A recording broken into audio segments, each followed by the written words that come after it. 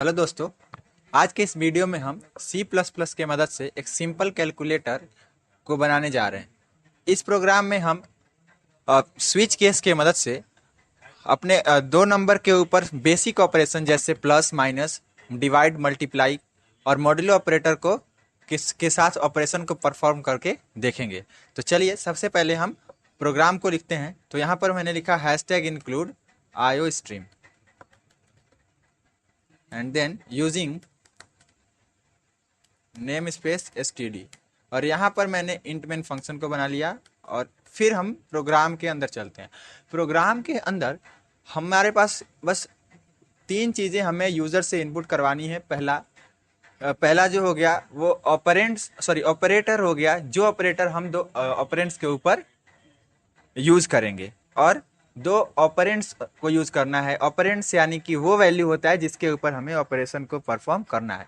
तो मान लो कि हमारे पास दो वैल्यू यानी दो वेरिएबल ए और बी है और यही हमारे ऑपरेंड्स हो गए। यहाँ पर मैं कमेंट्स में लिख देता हूँ ऑपरेंड्स। एंड देन हम यहाँ पर एक कैरेक्टर लेंगे और ch कैर और इसके अंदर हमने लिख लिया OPR यानी ऑपरेशन। अब हम यूज़र से और यहाँ पर मैं लिख लेता हूँ कि ये variable for operator, variable for operator. Okay, now अब हम यूज़र्स को एक मैसेज देते हैं कि आप क्या करो कि दो enter to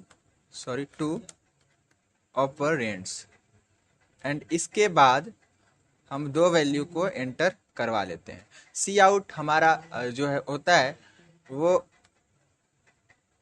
IO stream class का ऑब्जेक्ट है जिसके थ्रू हम लोग यूज़र से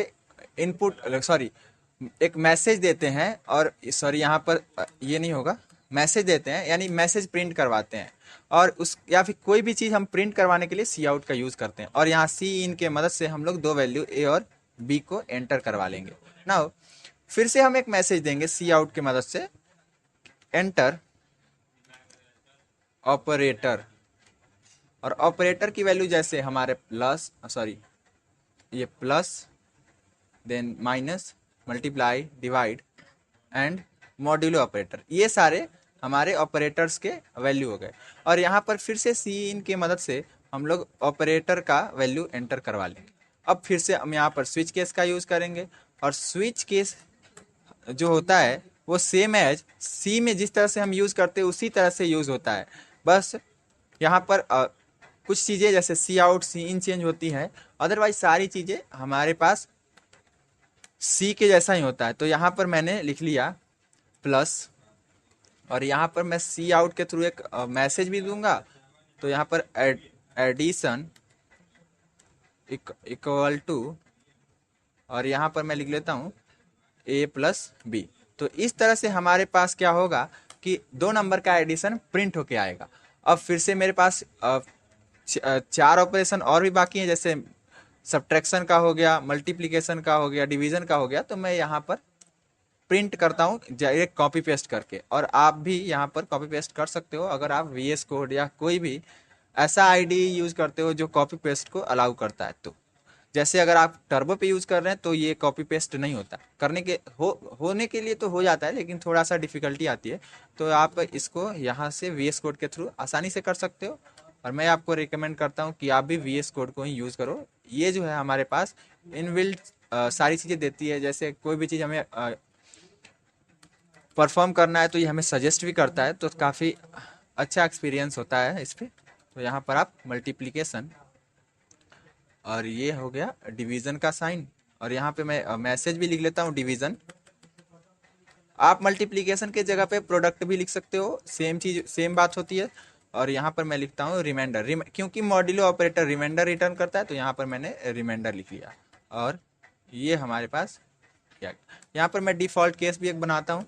डिफ़ॉल्ट केस के अंदर मैं सी आउट के थ्रू एक मैसेज प्रिंट करूँगा इनवैलिड ऑपरेटर, क्योंकि हमारा ऑपरेटर ही केस के ऊपर लिखा हुआ है। इसका मतलब अगर ये मैच नहीं होगा तो हमारा अंदर का ऑपरेशन ऑपरेशन भी परफॉर्म नहीं होगा, यानी कि जब भी इनवैलिड ऑपरेटर होगा तभी हमारा डिफ़ॉल्ट केस चलेगा।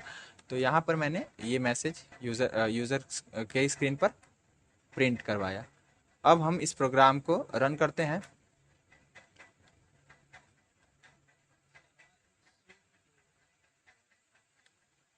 इसको मैंने यहाँ पर एंटर किया, और सॉरी यहाँ पर CH डिक्लेयर नहीं हुआ है, यहाँ पर OPR लिखना है, तो OPR को मैंने लिखा और प्रोग्राम को फिर से मैंने रन किया और आप यहाँ पर आउटपुट देख सकते हो।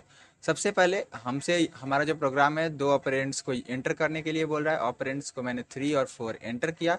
उसके बाद ये हमसे ऑपरेटर को एंटर करने के लिए बोल रहा है, तो मैंने ऑपरेटर को प्लस को एंटर किया और आप देख सकते हो एडिशन इक्वल टू 7 प्रिंट होकर के आ गया। फिर से हम प्रोग्राम को रन करेंगे और इस बार नेक्स्ट ऑपरेटर को यूज़ करेंगे, जैसे कोई डिवीज़न या मल्टीप्लिकेशन का यूज़ करेंगे। सबसे पहले फिर से हम 2 ऑपरेंड्स को एंटर करते हैं 7 और 9 को, और इस बार मल्टीप्लिकेशन को यूज़ करते हैं। मल्टीप्लिकेशन को यूज़ करके आप देख सकते हो कि मल्टीप्लिकेशन इक्वल टू 63 प्रिंट होकर के आ गया। तो हम लोग स्विच केस के मदद से एक बेसिक कैलकुलेटर जो कि 2 नंबर के ऊपर ऑपरेशन को परफॉर्म कर सकता है, इसको ईजिली बना लिए और हम लोग इसका आउटपुट भी देख सकते हैं।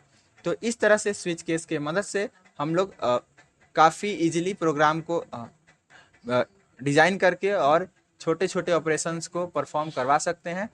और अगर आपको हमारा वीडियो अच्छा लगता हो तो आप हमारे चैनल को लाइक शेयर सब्सक्राइब करना ना भूलें। Thank you.